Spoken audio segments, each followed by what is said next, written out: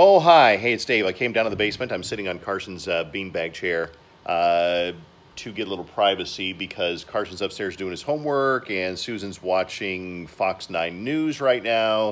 I think she has a thing for Jeff Passolt and Randy Meyer. I'm not really sure. But I came down here because I've been working all afternoon on Carson's Eagle project or Carson's Eagle ceremony script.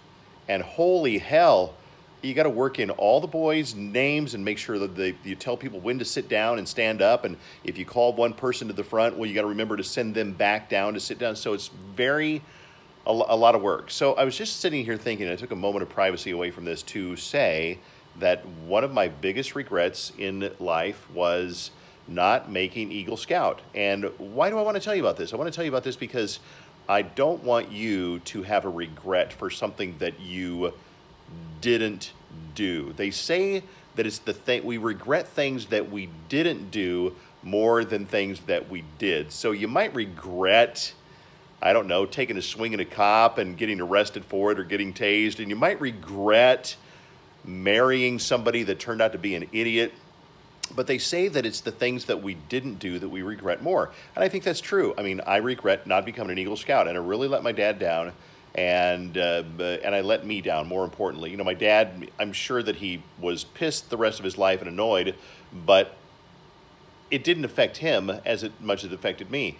I was 4 merit badges and a service project away from making Eagle Scout. But I want to make this more about people that I know and you, for example. I had a text message from a friend a couple of days ago.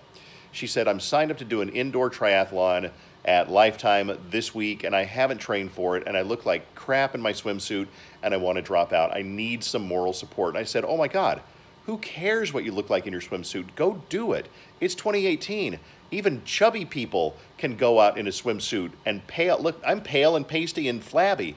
I don't care what people think. If you're pale and pasty and flabby, who gives a shit? Go out and do that triathlon. And I said, plus, you don't have to break any world records. I did a marathon.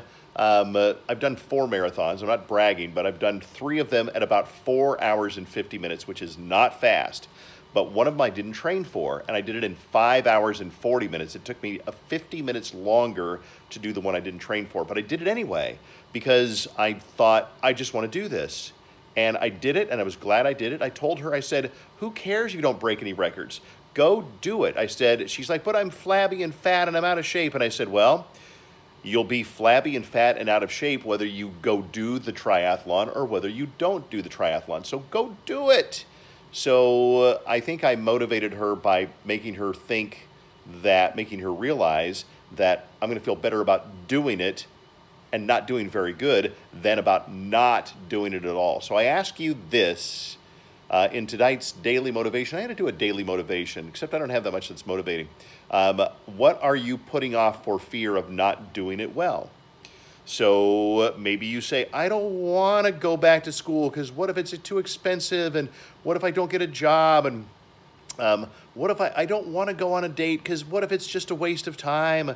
And I don't want to go to this concert because whatever it is, just sometimes you don't go do it. But what are you not doing for fear of failing? Go do that indoor triathlon and put on that swimsuit and go to the gym despite the fact that you don't know how to use the equipment. Maybe you got a gym membership and you never use it because you're embarrassed that you look like crap and you don't know how to use the equipment. Who cares? There is no penalty for not looking your best, except we don't want to do that. Go do it. You don't care if you don't know how to use the equipment. All right, that is it. I'm getting up from Carson's beanbag chair. It's like one of those giant love sacks. And him and his buddies come down here and crash and smoke weed and watch his TV and play Xbox and things like that. So anyway, I just want to take a couple of minutes of privacy and talk to you. I appreciate you watching. Have a great night.